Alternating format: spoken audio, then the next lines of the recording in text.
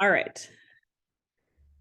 Awesome. Thank you. So, like I was saying, Abby is a life coach with a certification in intuitive eating and a BS in nutrition. She uses her lived experience of struggling with an eating disorder to help clients learn to have a healthy relationship with food, exercise, and themselves by helping them build small, sustainable habits.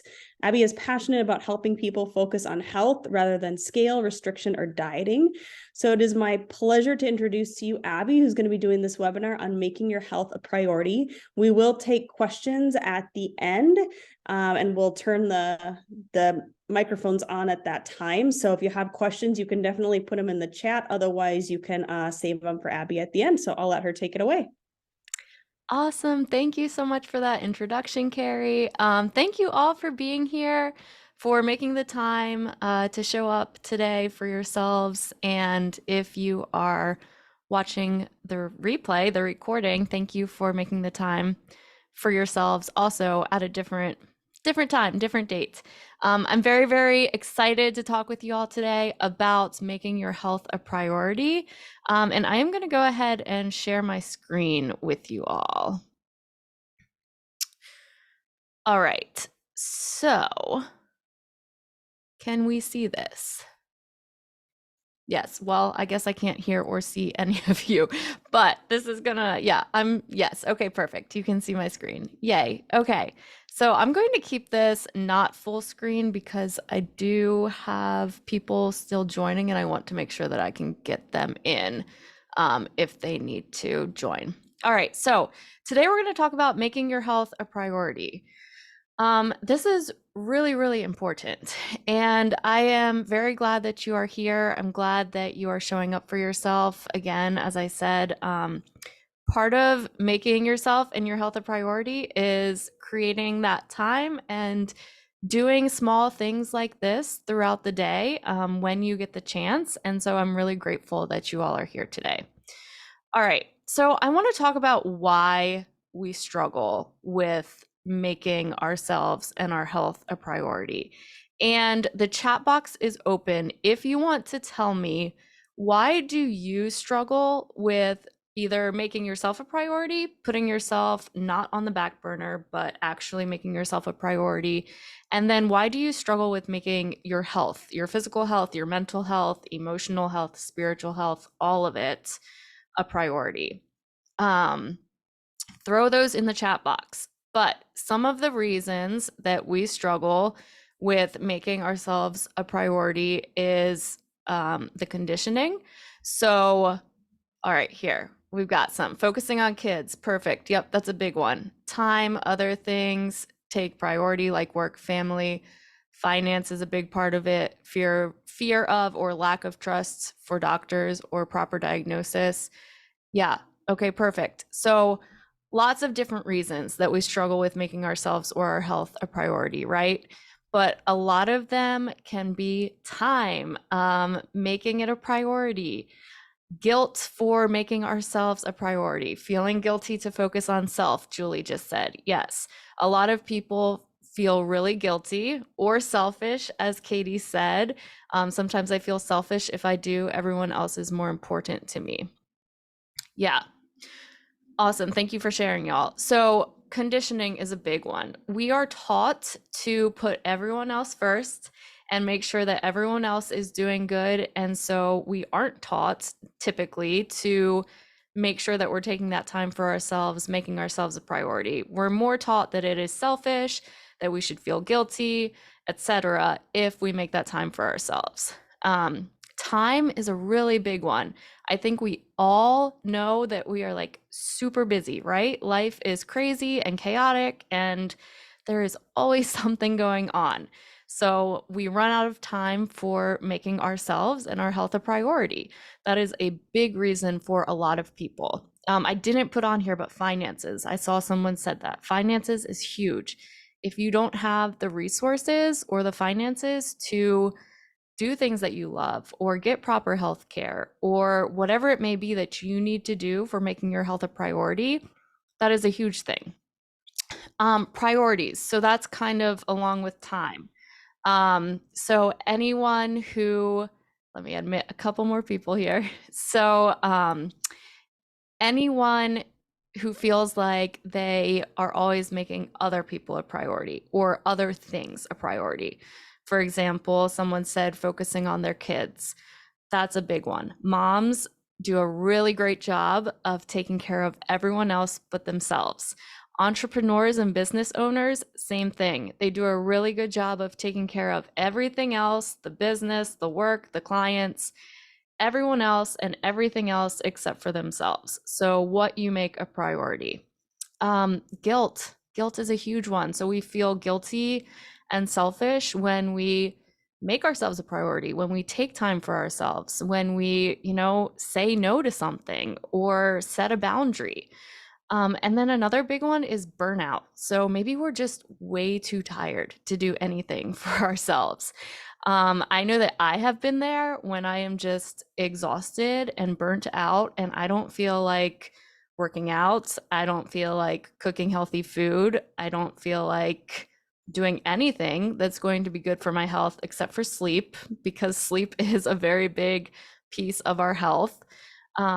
But feeling burnout and just not having that energy or that motivation to make time for ourselves.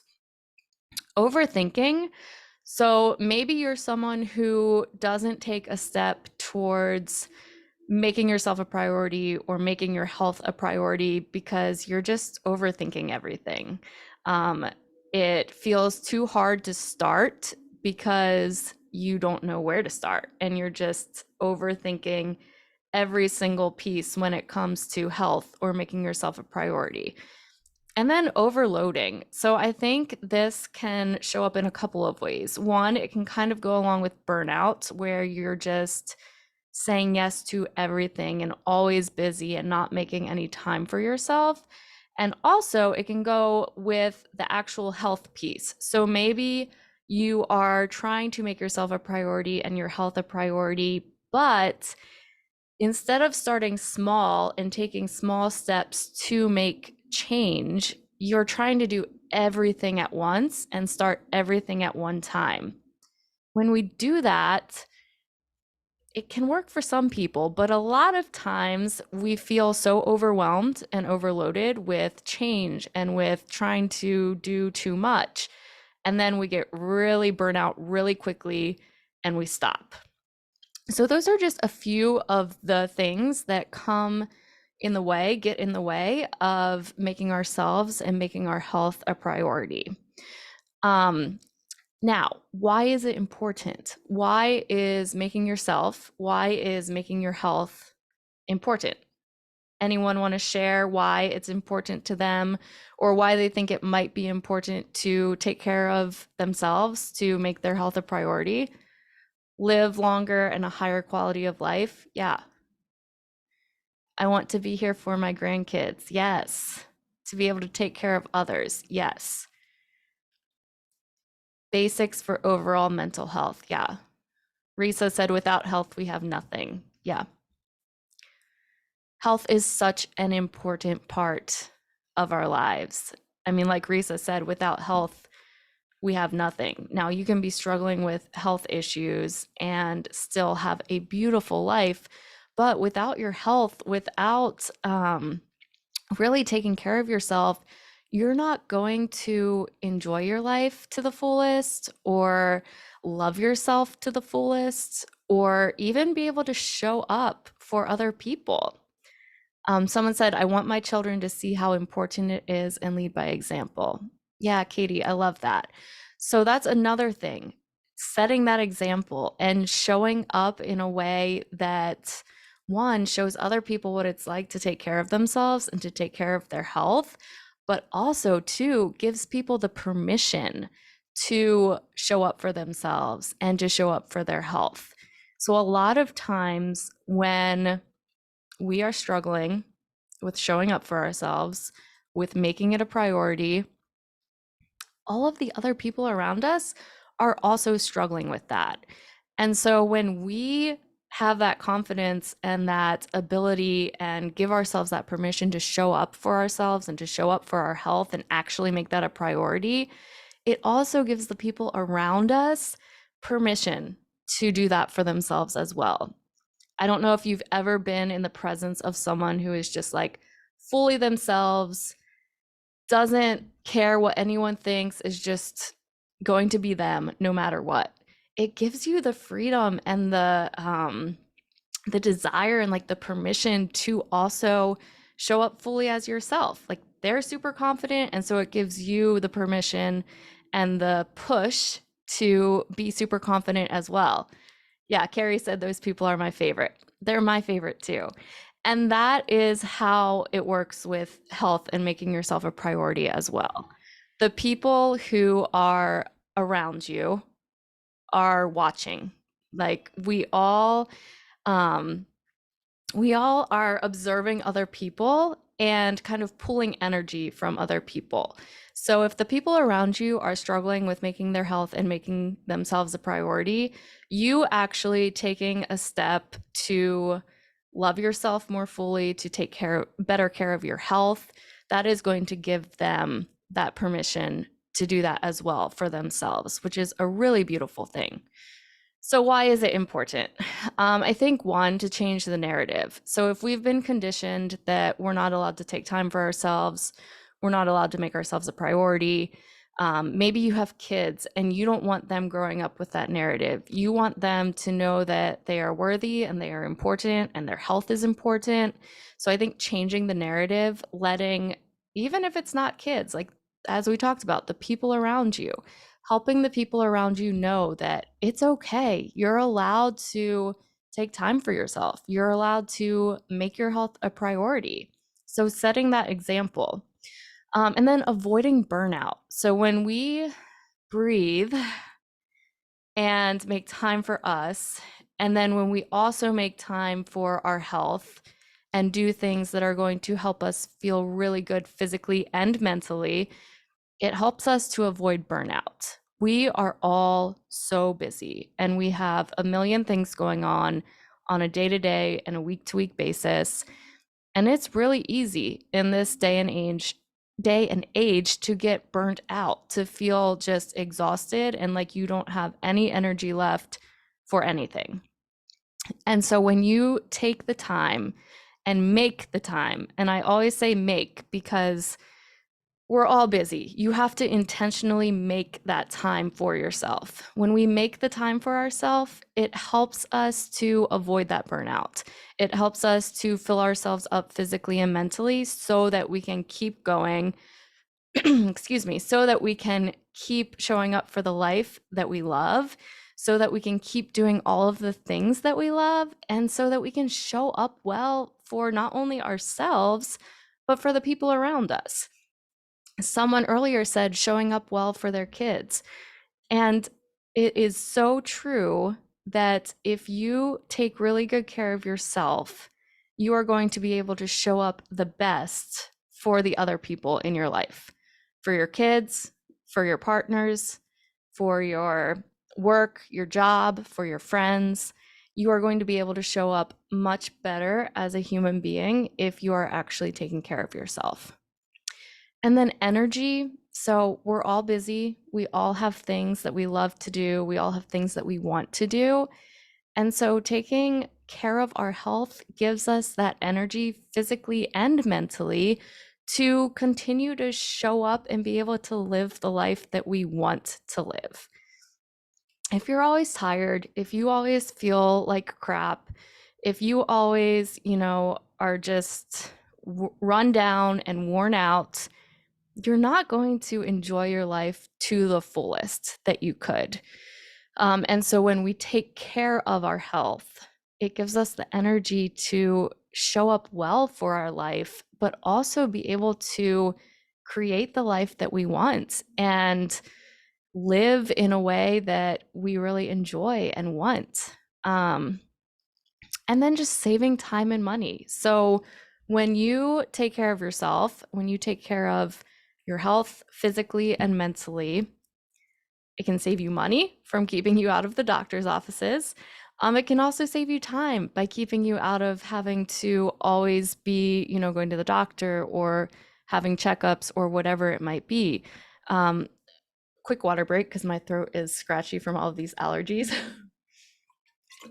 But for example, my mom had COVID last year, a year and a half ago, and she has been just having issues ever since. And she has spent so much time and so much money when it comes to doctor's offices and appointments. And, some of that is not within our control. And I want to acknowledge that. Like sometimes there's nothing that you can do, and there are real health issues that you need to go get treatment or go get checked up. But when you take care of your health and when you make that a priority, it can save you time and money by not always having to be in a doctor's office. Okay, so that is, let's see, that is why it is important. So now, what does it look like? What does it look like to make your health a priority? What do you think it looks like to make your health a priority? Throw it in the chat for me.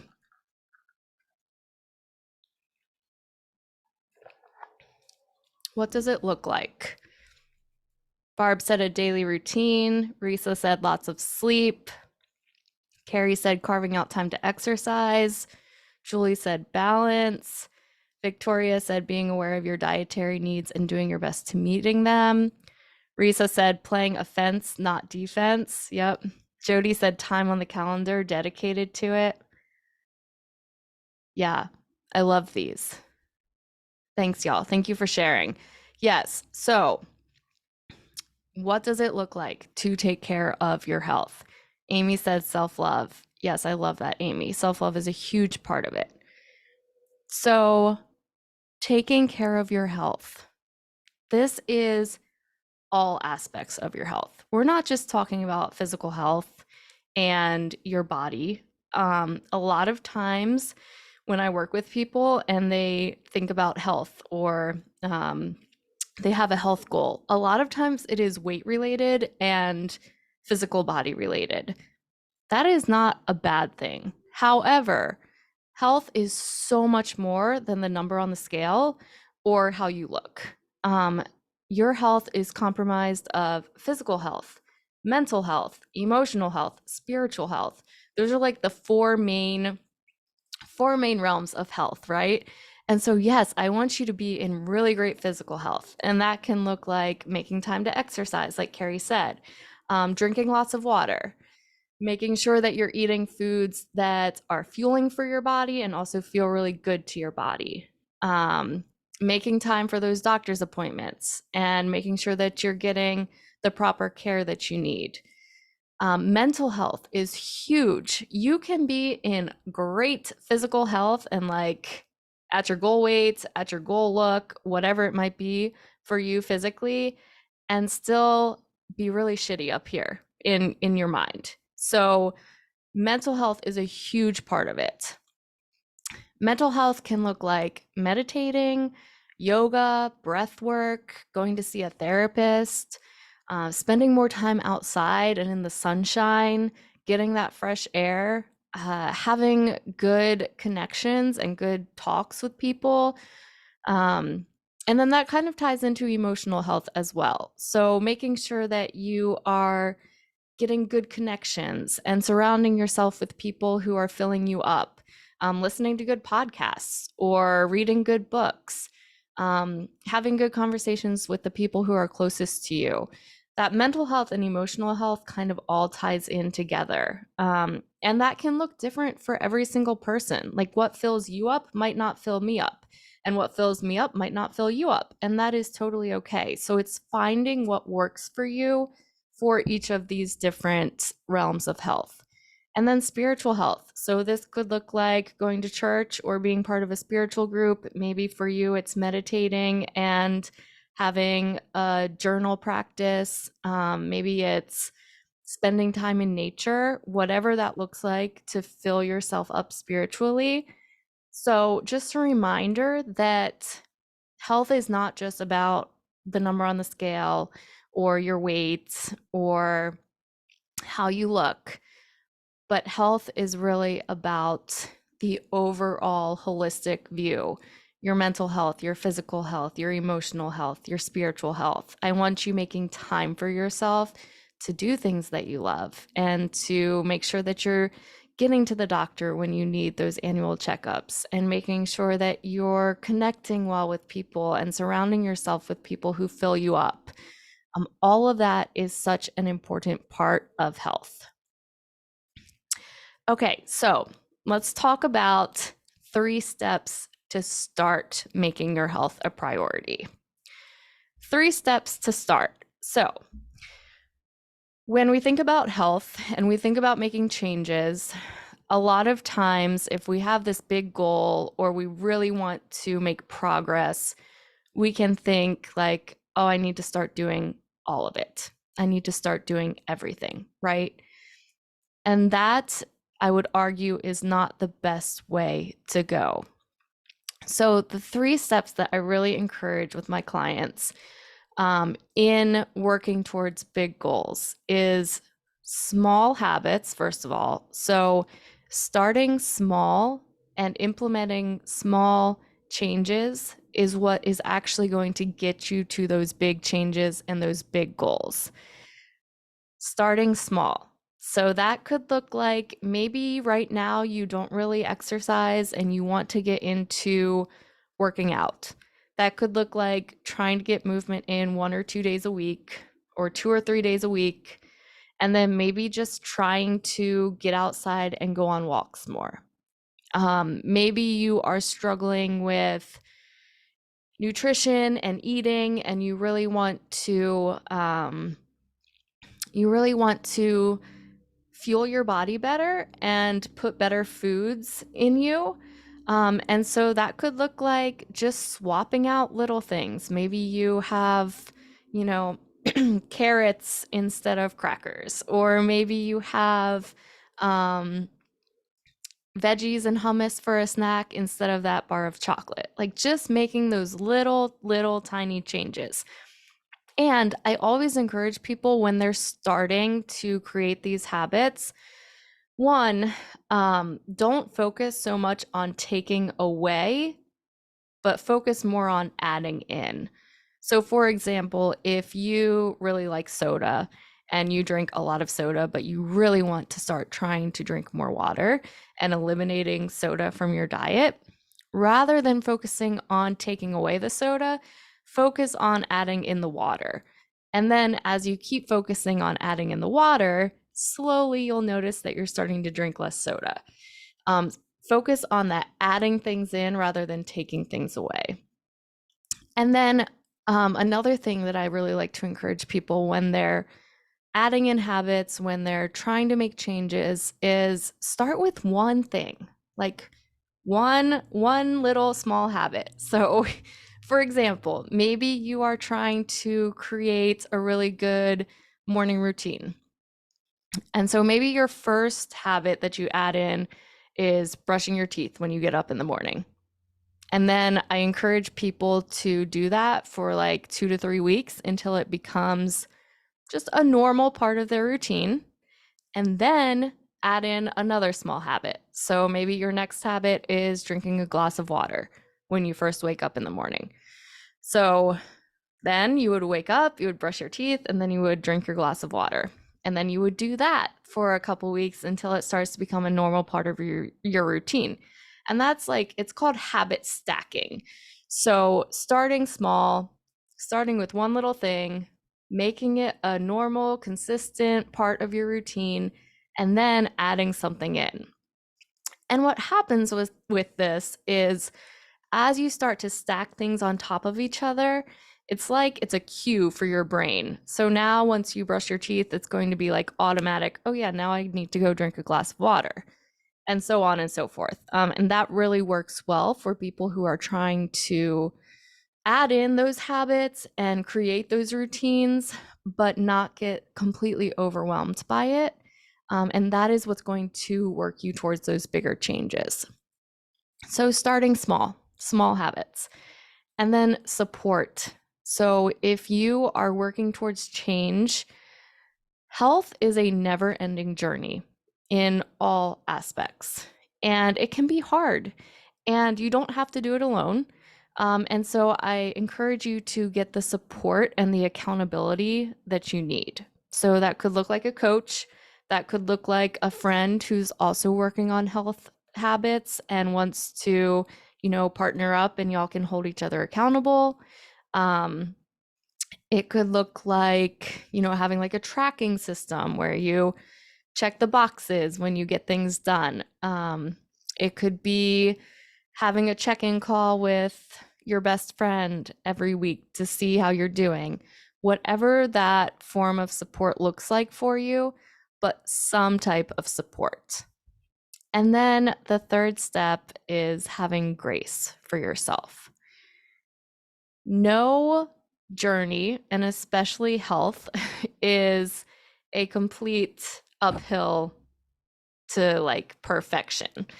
We're never going to reach the perfect health and just stay there and not have to work on it.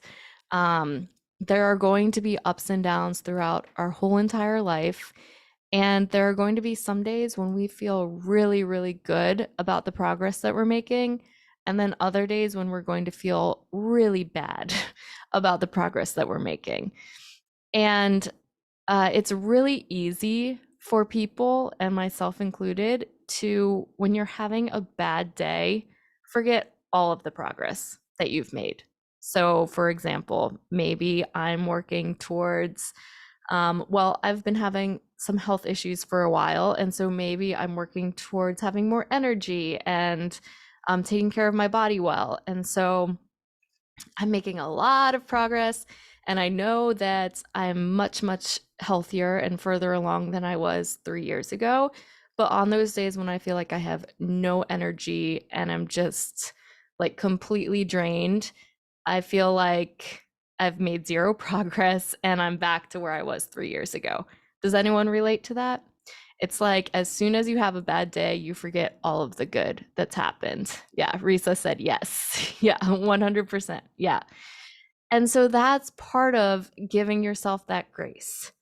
And also part of having that support. So, like for me, when I'm having a bad day and I forget all of the progress that I've made, a lot of times my husband will be like, do you remember where you used to be?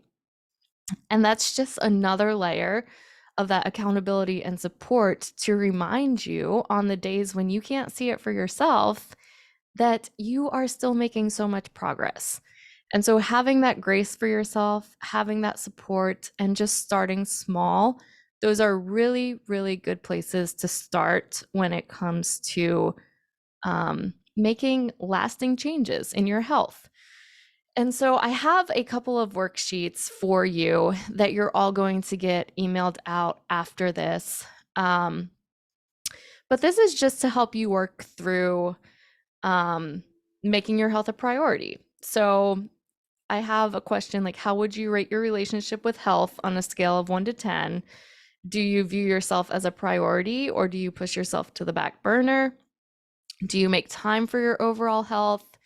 And then we're going to pick one health goal that you want to make a priority. And then you're just going to work through, what do you need to do to make the goal a reality? What is one thing you can do today to make this a priority? And then I want you to think about, how will accomplishing this goal improve your life? Because I think a really important thing when it comes to creating those changes and creating those habits is really thinking about and dreaming about what your life would look like if you implemented these changes and if you accomplished these goals. And so I want you to dream here. Like, you're allowed to dream big, but I also want you to start small. And then you can use these worksheets over and over again. So if you pick one small goal and you accomplish that and it's a part of your life now and you are doing really great, then you can use the worksheet and pick another goal and start over. And just know that it is always going to be a journey and it's never going to be perfect. And that is totally okay. Okay, that is all that I have for you. I wanted to thank you so much for being here. I am so grateful to be here and to get to talk to y'all today. And we are going to do a Q&A. So I'm going to unmute. I think I can unmute all of you. I'm going to stop my sharing. Let's see.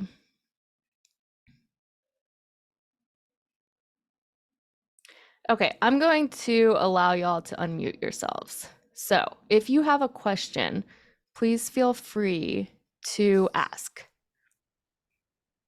Abby, this is Katie. I have a question, and great job, by the way. Thank you. This is great. How do you get focused to get back on the train again, for lack of better terms? I used to be that person that worked out in the morning, worked out at night. Nothing stopped that. And then the busier I became, the less that I did it. And then it's like I want to do it, and then I'll do it a little bit here and there, but not to where I should be. And how do I like force myself? Yeah, that's a really great question, Katie. And I think a lot of people struggle with that. People call it falling off the wagon all of the time, which I hate that term because, like I said, like health and life is a journey of ups and downs. And sometimes it's going to look better than other times, and sometimes it's not going to look so great. And so knowing that, like, when you're in those times or seasons of not doing as much, you haven't fallen off the wagon. Your life looks different, and that's okay. But I think really, I think starting small in this case, like, I hear you talking about like where you used to be. And one thing that people really struggle with, and we all struggle with it, I think, is if we used to be at a really great place, or we felt like we were at a really great place with our health or with our life or whatever it may be, when we get to a place where we're not doing quite as much, or we feel like we've gotten off of all of our habits or our routines, it can be really easy to want to get right back to where we were. And it doesn't work that way, right? Like, you and your life are at a different place now than you were at that time. And so having that grace and that awareness to understand that you're somewhere different right now in your life, that you're at a different place, and that, you're not starting over, but it's okay to start from where you're at and start to work towards where you want to go, rather than feeling like you just have to get right back there. Does that make sense? It does. And the other question, it probably corresponds with this. I don't know if anyone else can identify with this, but it almost feels like we're in this day and age where if we aren't doing more and more and more and more, and when I say more, I mean more of everything. We're supposed to work out more. We're supposed to um I'm I'm supposed to meditate more. I'm supposed to work on my personal development more. I'm supposed to journal more. I'm supposed to work more. I'm supposed to spend more time with my husband. I'm supposed to do more of this, more of that, and look on Pinterest to make my cake more better than the last time. Or it's just like there's only so much more, kind of thing. And again, I don't know if anybody else feels like that, but sometimes that more is overwhelming in itself. Like, you're never enough. Yeah. Yeah. And I think a lot of people struggle with this. It's not just you. And I think reminding yourself that you're enough and trying to, it's really hard when we're surrounded by all of the voices and the people telling us that we have to do this and we have to do that and whatever it may be. It can be so easy to get sucked into that. And I think it's really important to remind yourself that you're enough, and also to kind of evaluate and work through, what do you want to make a priority? What do you want more of? Not just what Mhm. you're supposed to do more of, but what do you want more of? What makes you feel better and healthier? And focusing on doing more of those things. But again, I think it's just always coming back to like loving yourself, recognizing that you're enough, taking the time to be aware of what makes you feel good and what makes you feel healthy, and then starting small and implementing those things in your life and having that support and accountability, because that's a huge part of it. Also, like if you don't have the motivation, which a lot of us don't have motivation, having someone to push you and to help you get there is helpful. And Mhm. I just lost my train of thought. I hate that when I'm talking and I lose it. Um, yeah, but having people to push you and hold you accountable for what you're working towards. Yeah. Yeah. Thank you so much. This was super helpful. Yeah, you're welcome. I'm glad. Yeah. Victoria said we're in the age of influencers and perfectionism. I really think it's been like this for a long time. It's just more noticeable because of the internet's ability to connect us all so much more. Yes. And Carrie said, so true. Yes, the comparison of social media makes this 1,000 times worse.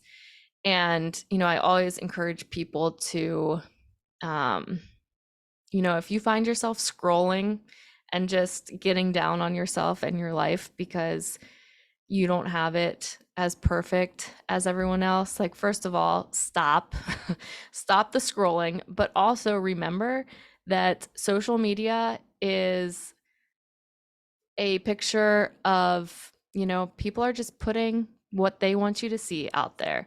And Barb said, don't believe anything on social. That's right. Yeah. Like people can portray a very perfect life. And the truth is that everyone is struggling with something.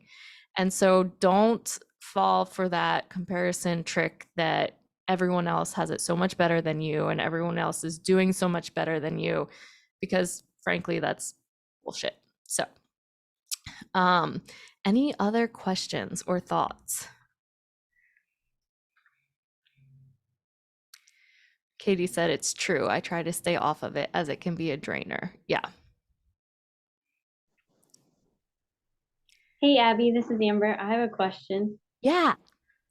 Hey, so I have a brain injury and I've been recovering for the past 3 years. And I'm just curious, how do I stay motivated when, like, in recovery and especially like socializing is really difficult? And how do I stay motivated to keep trying when, like, every time I do it, I'm met with like the very real limitations and I'm reminded. And so, sort of like staying in my own bubble at home, I'm not as reminded of my limitations, but when I go out and I sort of push up against them, it becomes very apparent that I'm not able to do the things I used to do. And it becomes sort of this a cycle of like trying something and then feeling like really down afterward and then not wanting to try it again because I mean on the one hand I can't get better unless I try because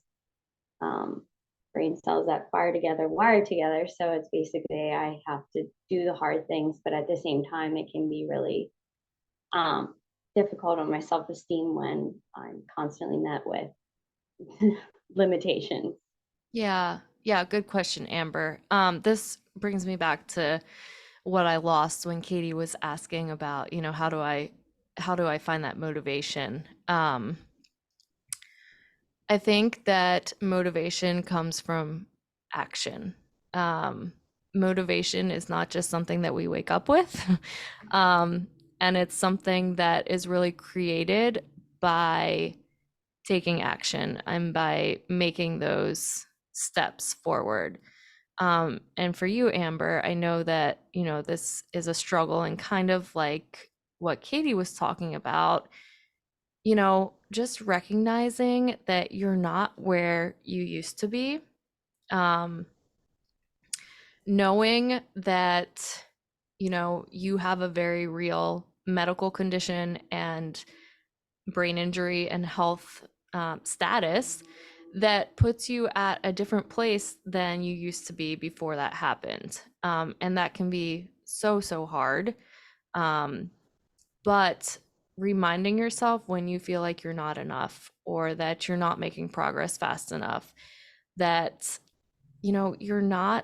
your body is not the same as it used to be. And so making those small steps towards change and remembering on the hard days when you feel frustrated and worn out and defeated that you've made so much progress already, and reminding yourself of that on the days when, it feels like you're not making any progress.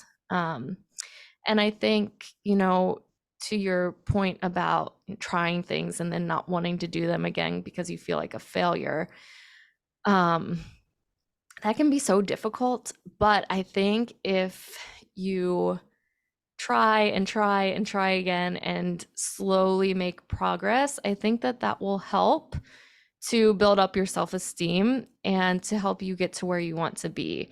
And just encouraging yourself and writing down those reminders where you're going to see them, that it's okay to try and fail and it's okay to do it over and over again.